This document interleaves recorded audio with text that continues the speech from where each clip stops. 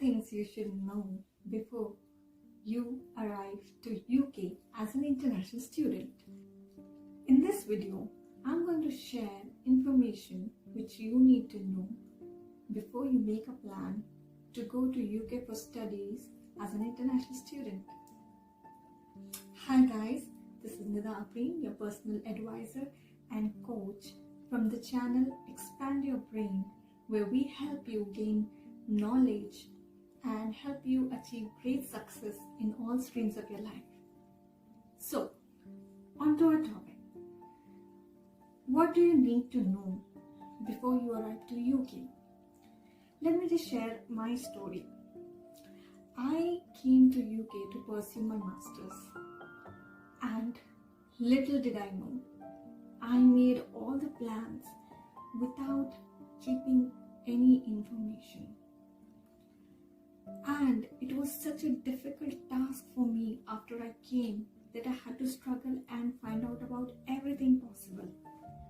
So in this video, I'm going to share the information which will help you in making your pre-plans before you arrive to the country.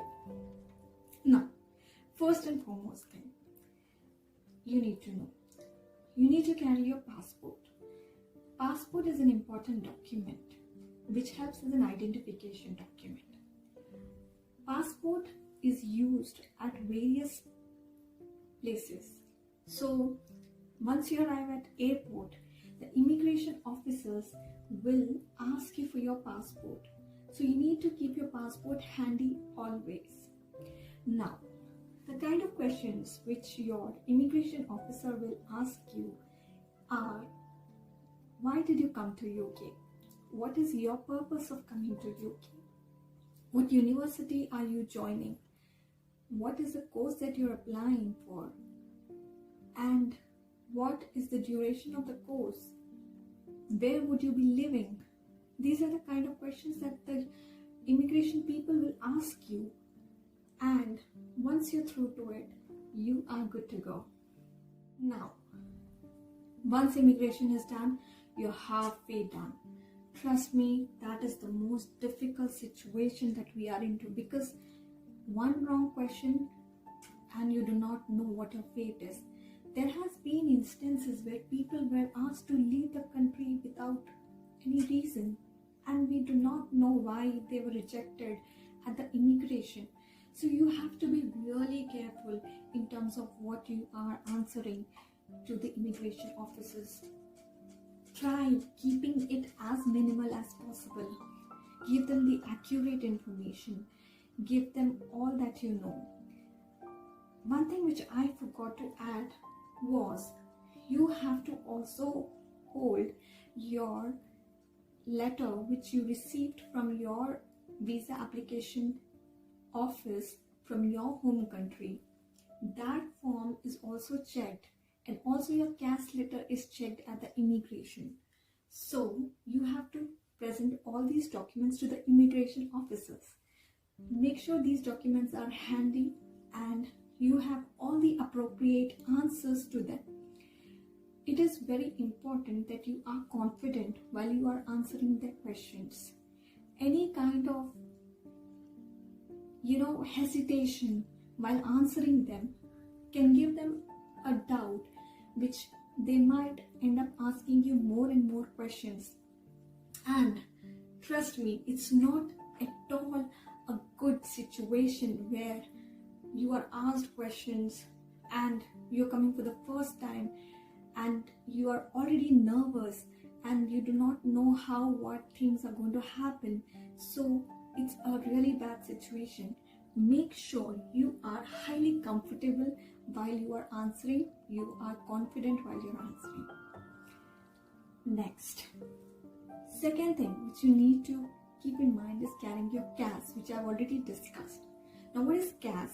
So CAS is obviously, since you're an international student and you're already watching my video, you already know what a CAS is.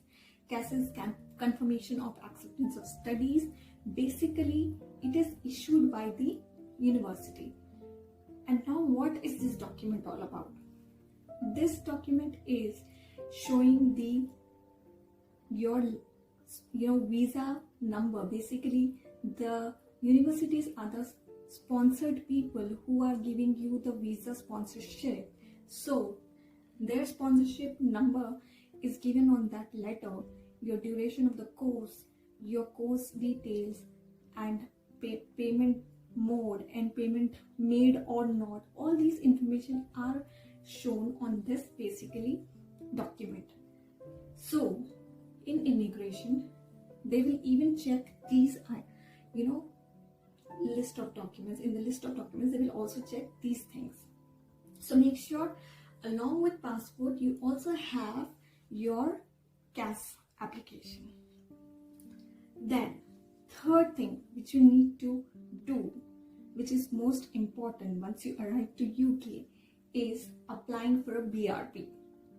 Now what's a BRP? BRP is Biometric Residence Permit. I'm sure by now you know what's a BRP because you have applied for a visa in your home country, and home country has given you a letter which states that you are supposed to go to the nearest post office of your accommodation or wherever you are going to live and collect your BRP within the 28 days of its issuance. BRP can be collected from any post office. All you need to do is go present the document within 7 days and check for your BRP whether it has arrived or not, and you can collect it anywhere. So now the next thing which you need to know, which is the fourth thing that you need to know, is of course your national insurance number. Now what is a national insurance number?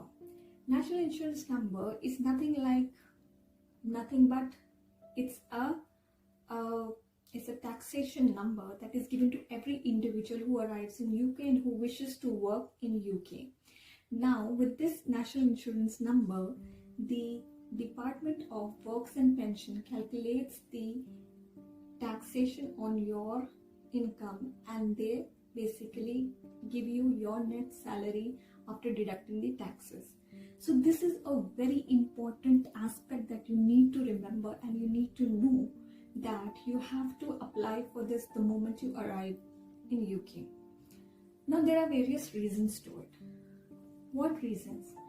The reason is basically you are going to, of course, as a student, apply for part-time roles. Now, although there is an advantage before and while the process is going on to apply for jobs and still get onto a job, but it's always advisable you apply for it as soon as possible.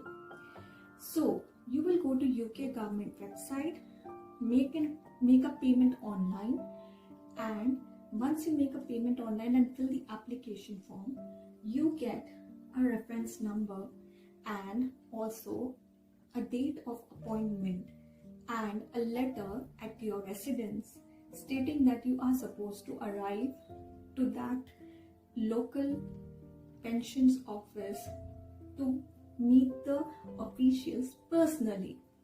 Now, what happens?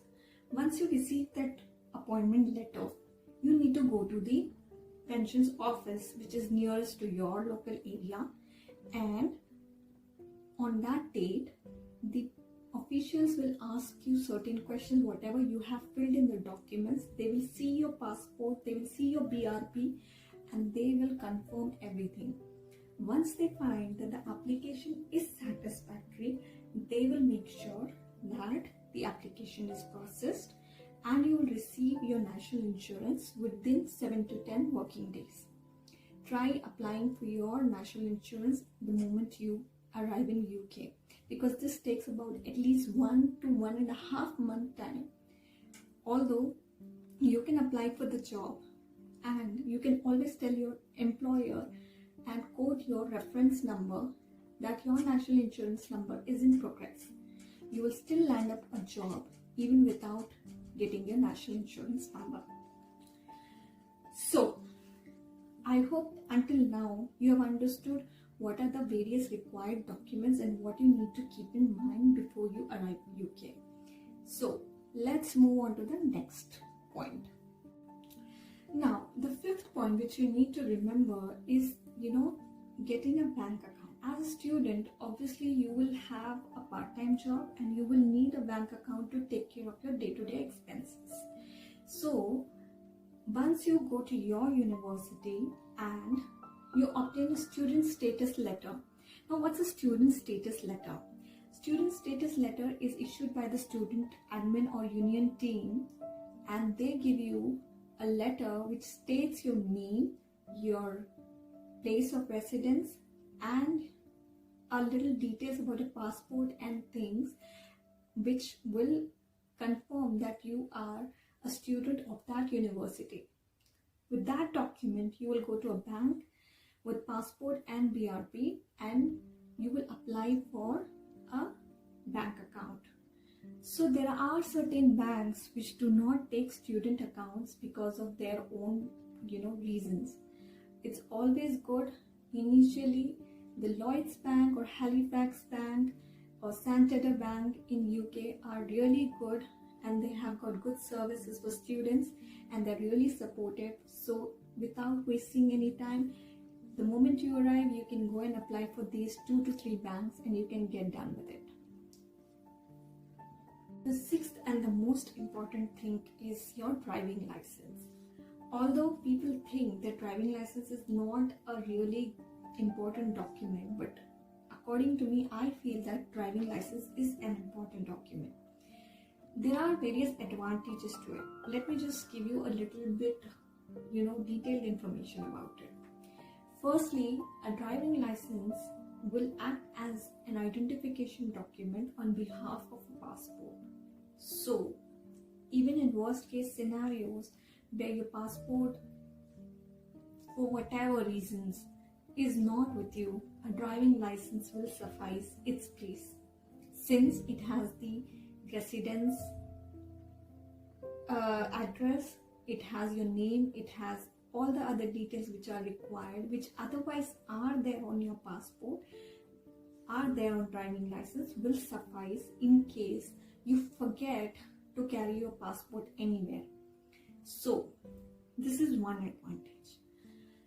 Now, second advantage is basically it helps you get a far-fetched better job than anything else. Like somebody who do not hold a driving license and somebody who's holding a driving license.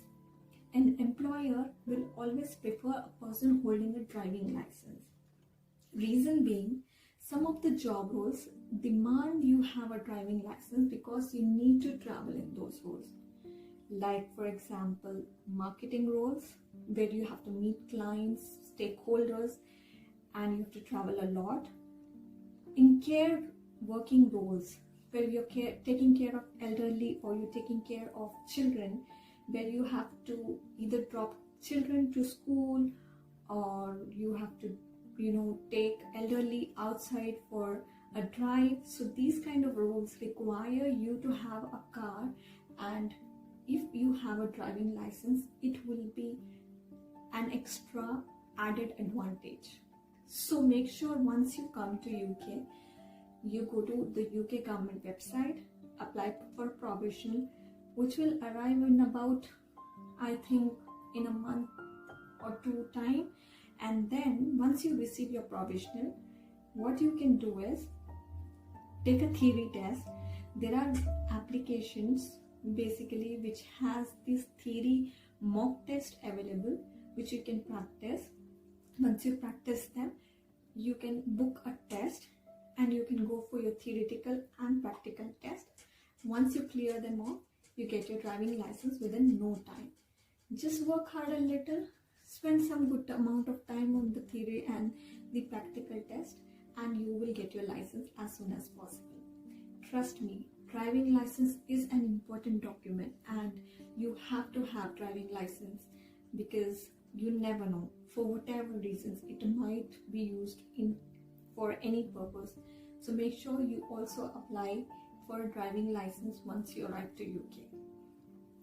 Okay, now another thing which you need to know, which you have to remember apart from all these things is knowing the transportation of the transportation of the country. I'm so sorry, transportation of the company nahi, transportation of the country. So there are various modes of transportation. If you see buses, trams, you have your underground, overground, trains, and then you've got coaches which are available. There are a lot of options to travel within the country.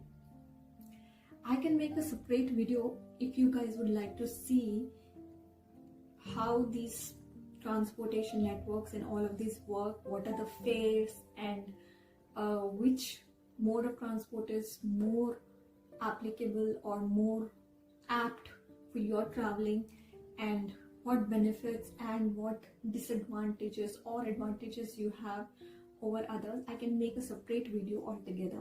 But for us to know when you arrive to UK, it's essential that you have to know your routes very well, which means you should be thorough with your roads and transportation side in order to travel either through buses, trams, trains, coaches, anything, or taxi. Taxi, which is the most viable option. Of course, taxi is the most easiest because you just go to any app and you just book from into destination. They take you from your destination, they drop you at your place of destination. So it's easy. But buses, trains, trams, these are like slightly difficult. But if you're really good with the geographies of the country, I'm sure you'll tackle this. I'm sure you will handle this. I'm not a really good person with the geographies of the roads and transportation. I prefer taking a cab because that's more easier for me to travel. And I forgot to add, guys, this is a sponsored video, and CAS, the link which is just reflecting above, is the sponsor for my videos. They are the cheapest in the market and they provide amazing taxi service. So after you're done with your airport immigration matters, you can always book a taxi at CAS and have a hassle-free journey and arrive at your accommodation with full ease and comfort. So make sure you book a taxi with CAS because they are even cheaper than Uber. They're cheaper than any other service that are there on social media or on the internet. Search it anywhere. I will bet they are the cheapest in the market. Now on to the next thing that we need to know is the history of the country. Now why I say you need to know the history of the country is because it will help you travel easily without any problem.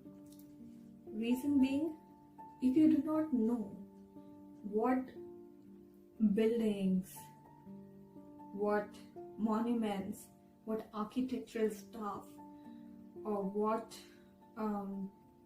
trains, transport, how does the country operate, what all is there in the country, if you do not know about it, then the life becomes really difficult. So keep a general knowledge about small few important things and places, or at least do a little research, at least about the surroundings of your accommodation or your university before you actually plan to go to the country, because this will help you in terms of locating everything.